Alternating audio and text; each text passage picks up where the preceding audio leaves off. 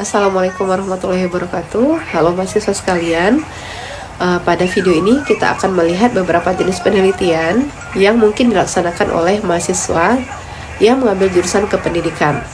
Nah, jika kamu sedang bingung menentukan judul skripsinya atau menentukan jenis penelitian yang akan kamu lakukan, maka silakan tonton sampai selesai. Di sini kita akan membahas beberapa jenis penelitian dan contoh-contoh penelitiannya. Contoh-contoh judul penelitian. Nah, ini dia jenis-jenis penelitian di bidang pendidikan yang bisa kamu jadikan inspirasi. Jenis penelitian apa yang akan kamu ambil dan apa judul penelitian yang kira-kira cocok dengan background pendidikan yang sedang kamu jalani saat sekarang ini. Nah, di skema ini terlihat ada beberapa jenis penelitian yang bisa diambil oleh mahasiswi atau mahasiswa di kependidikan yang secara garis besar terdiri atas qualitative research dan quantitative research. Kualitatif ada beberapa jenis seperti content analysis, historical, etnografi, naratif, fenomenologi, grounded theory, dan case study. Sedangkan yang kuantitatif ada penelitian kuasi eksperimen, single subject, korelasional, kausal komparatif, dan ada survei. Dan terakhir ada yang khusus namanya penelitian PTK atau action research. Nah, kita lihat beberapa hal atau beberapa jenis penelitian yang akan saya bahaskan di dalam video ini. Ini jenis-jenis penelitian yang mungkin teman-teman bisa ambil untuk penelitian skripsinya. Yang pertama yang paling populer itu adalah tentu saja kuasi eksperimen ya. Kuasi eksperimen ini adalah penelitian yang berfokus pada pencarian atau pada yang pertama adalah kuasi eksperimen ya, tentu saja ini adalah penelitian paling populer di kependidikan. Penelitian ini berfokus pada melihat treatment ya, pada kegiatan melihat treatment, suatu treatment berpengaruh atau tidak terhadap sebuah variabel terikat. Nah, jadi di sini nanti ada variabel bebas dan ada variabel terikat. Lalu kita melihat apakah ada pengaruh kalau kita cobakan sebuah treatment tersebut gitu ya. Contoh penelitiannya pengaruh model pembelajaran berbasis proyek terhadap keterampilan berpikir siswa kelas 8. Nah, dari judul ini kelihatan bahwa yang akan dilakukan peneliti adalah melihat pengaruh dari model berbasis proyek ini terhadap keterampilan berpikir kritis siswa gitu.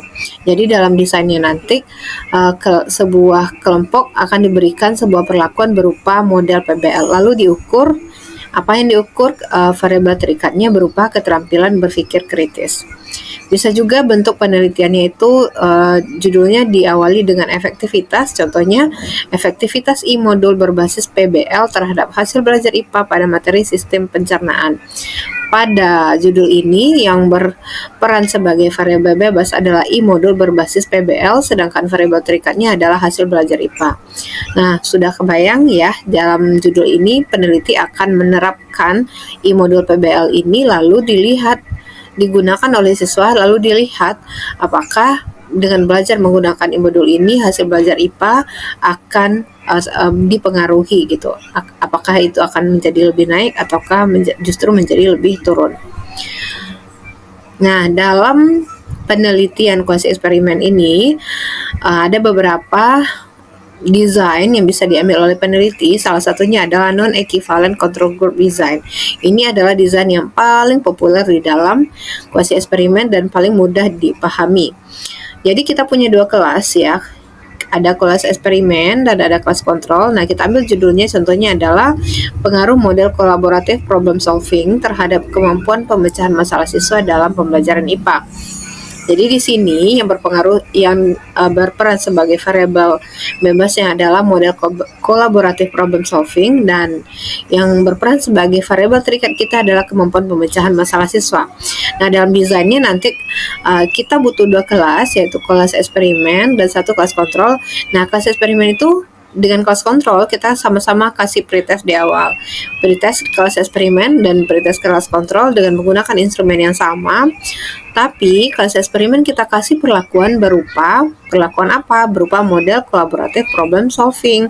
Kemudian kelas kontrol nggak dikasih perlakuan apa-apa, atau kita kasih model pembelajaran yang biasa dipakai guru di sekolah, entah itu menggunakan model metode ceramah atau konvensional, ataukah ceramah mix dengan diskusi, atau apa yang biasa dilakukan guru di dalam kelas.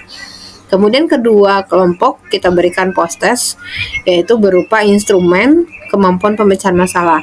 Nah, dari desain ini kita lihat nanti perbedaannya. Apakah kelas eksperimen itu nilainya berbeda secara signifikan dengan kelas kontrol setelah diberikan perlakuan tadi. Ya, itu contoh dari pelaksanaan penelitian kuasi eksperimen di bidang pendidikan. Nah, bentuk yang kedua adalah penelitian survei. Nah, penelitian survei ini termasuk kepada penelitian yang kita memberikan. Nah, yang kedua adalah penelitian survei. Penelitian survei ini sebenarnya bisa dilakukan menggunakan pendekatan kualitatif maupun pendekatan kuantitatif ya. Nah, dalam hal ini yang saya maksudkan dengan penelitian survei di sini adalah penelitian yang berupa penelitian kuantitatif, di mana pengertiannya sendiri adalah jenis penelitian yang bertujuan untuk mengumpulkan data atau informasi mengenai karakteristik, opini, sikap, perilaku, atau keadaan suatu populasi melalui metode pengumpulan data seperti kuesioner, wawancara, atau observasi. Nah, kalau dari pengertian umum ini bisa dilakukan secara kuanti ataupun kuali ya teman-teman ya. Nah, tapi bentuk penelitian survei ini ada macam-macam juga, jadi tidak sekedar survei begitu ya. Jadi ada beberapa rumusan masalah penelitian survei. Ada nanti survei deskriptif, ada asosiatif, ada komparatif, ada asosiatif komparatif, dan ada struktural. Saya kasih contoh judul penelitian untuk penelitian survei ini. Nah, pertama yang deskriptif. Judulnya sangat sederhana ya, biasanya kalau deskriptif ini profil literasi sains siswa kelas 9 SMP Negeri 8 Padang. Nah, dalam penelitian deskriptif ini si peneliti tidak memberikan treatment apa-apa ya teman-teman ya. Jadi hanya sekedar untuk mengetahui atau untuk mendeskripsikan sebuah keadaan. Nah, kalau dari judul ini berarti si peneliti ingin melihat literasi sains siswa saja dengan cara memberikan instrumen berupa soal literasi sains, lalu dijawab oleh siswa, lalu hasilnya tadi disajikan, dijelaskan, digambarkan di dalam sebuah skripsi. Nah, hanya itu saja ya, hanya sekedar itu saja. Jadi penelitiannya lumayan terlihat lumayan simpel untuk dilakukan, walaupun kita butuh sampel yang lebih banyak dibandingkan dengan kita mengambil penelitian kuasi eksperimen yang tadi. Ada juga penelitian survei yang berupa penelitian komparatif. Nah, contoh judulnya biasanya adalah perbedaan ya. Jadi komparatif itu membandingkan. Ya, perbedaan hasil belajar IPA siswa kelas internasional dan kelas reguler di SMP Negeri 1 Padang. Nah, ini sebenarnya dia juga ingin mendeskripsikan, tapi dengan mengambil cara komparasi atau membedakan. Jadi ada kelas internasional, misalnya ada kelas reguler, kita pengen lihat seberapa berbeda hasil belajar IPA mereka. Nah, itu namanya penelitian komparatif. Kemudian ada penelitian asosiatif.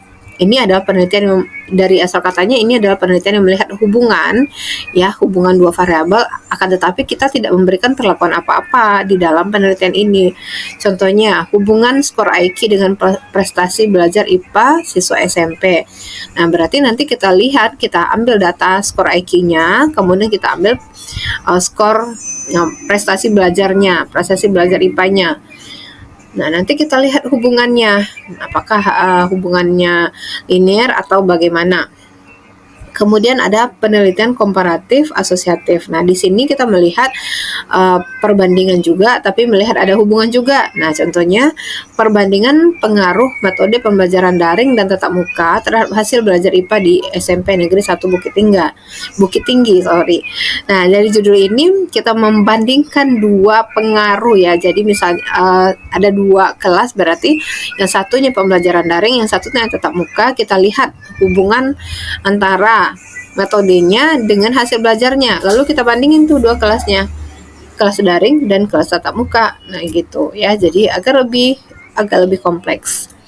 Kemudian ada penelitian struktural. Nah, struktural ini jarang diambil oleh S1 ya. Kalau penelitian struktural ini adalah melihat ada beberapa variabel yang keterkaitannya satu sama lain dan pengaruhnya terhadap sesuatu gitu. Jadi lebih kompleks lagi, dan ini biasanya diambil di penelitian di S2. Contohnya, analisis pengaruh motivasi belajar, gaya belajar, dan kepercayaan diri terhadap hasil belajar IPA siswa di SMP Negeri 2 Payakumbuh. Berarti ada beberapa variabel ya teman-teman. Ada motivasi belajar, ada gaya belajar, ada kepercayaan diri, dan ada variabel terikatnya yaitu hasil belajar IPA. Nah, ketiga ini dilihat pengaruhnya terhadap Y gitu. Itu namanya penelitian survei berupa struktural ya. Nah, penelitian ketiga yang populer juga di bidang pendidikan, namun ini tidak semua sekolah menerapkan.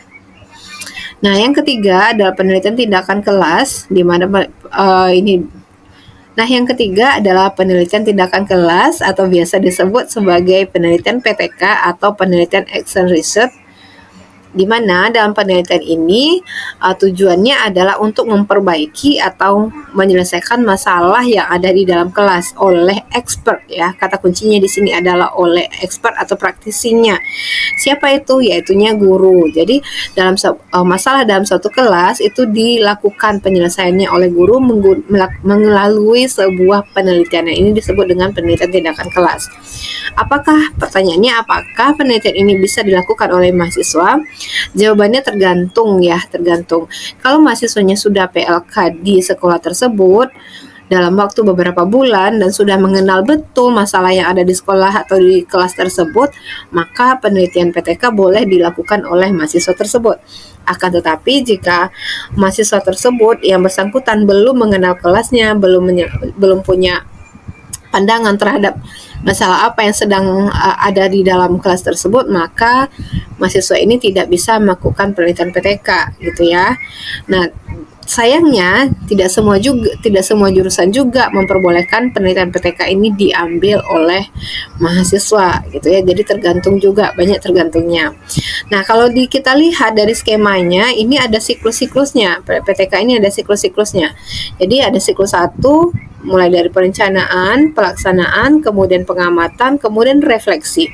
Nah, hasil refleksi tadi dijadikan bahan sebagai pelaksanaan siklus kedua untuk perencanaannya. Jadi hasil refleksinya apa? Misalnya kelompoknya harus heterogen atau kelompoknya harus di rolling. Nah, itu dijadikan perencanaan untuk siklus 2. Jadi siklus 1 nanti ada beberapa kali treatment, beberapa kali pertemuan, kemudian siklus 2 juga beberapa kali pertemuan. Nah, kemudian hasil refleksinya dilihat lagi apakah sudah mencapai tujuan atau belum. Kalau belum, maka dilakukan lagi siklus berikutnya. Begitu seterusnya. Oleh sebab itu, penelitian PTK ini memang hanya bisa dilaksanakan oleh mahasiswa atau oleh guru, dan kalaupun diambil oleh mahasiswa tersebut benar-benar sudah menyatu dengan sekolahnya. Begitu ya. Apa saja judul PTK yang mungkin bisa diambil? Contoh yang pertama, penerapan metode pembelajaran kooperatif di Think, Pair, Share untuk meningkatkan partisipasi siswa dalam diskusi kelompok pada materi ekosistem. Nah, dapat dilihat kalau dari judul ini yang bermasalah adalah partisipasi siswa ya. Jadi kalau siswanya bermasalah dalam hal partisipasi, guru bisa mengajukan sebuah metode atau mengusulkan sebuah metode bagaimana supaya partisipasi siswa tersebut meningkat. Nah, ini dalam judul ini gurunya mengambil metode Think, Pair, Share ya, metode atau model pembelajaran kooperatif tipe Think, Pair, Share. Nah, berikutnya adalah penelitian etnografi. Ya, penelitian etnografi ini mungkin jarang sekali teman-teman ambil atau jarang mendengarnya, tapi mungkin kalau di jurusan ilmu pendidikan atau pendidikan yang lebih umum ini mungkin akrab, tapi kalau di pendidikan IPA, pendidikan matematika, pendidikan fisika, ini mungkin agak asing ya teman-teman ya. Penelitian etnografi adalah penelitian kualitatif nih. Ini jenis penelitian yang kualitatif ya, bertujuan untuk memahami budaya, kebiasaan, dan perilaku suatu kelompok dalam lingkungan alaminya. Contohnya, implementasi nilai-nilai kearifan lokal dalam pembelajaran IPA di SMP Kota Payakumbuh. Nah, karena ini penelitian yang kualitatif, maka pengambilan datanya pun ini menjadi tantangan tertentu bagi peneliti. Kalau dari judul pertama ini, berarti nanti peneliti akan mencari tahu bagaimana cara sekolah tersebut atau cara seorang guru mengintegrasikan atau mengimplementasikan nilai-nilai kearifan lokal dalam pembelajaran IPA. Berarti caranya bagaimana? Dengan wawancara, dengan observasi langsung, dengan menggunakan angket. Wawancaranya nggak cukup gurunya saja, bisa guru, bisa ikut wakil kesiswaannya, bisa ikut kepala sekolahnya juga, bisa wawancara siswanya juga, dan lain sebagainya. Jadi karena ini penelitian yang kualitatif, maka datanya itu hampir dapat dikatakan itu harus sampai jenuh. Benar-benar kita itu mencari data itu sampai benar-benar rasanya tuh udah tidak ada lagi data yang bisa kita ambil gitu.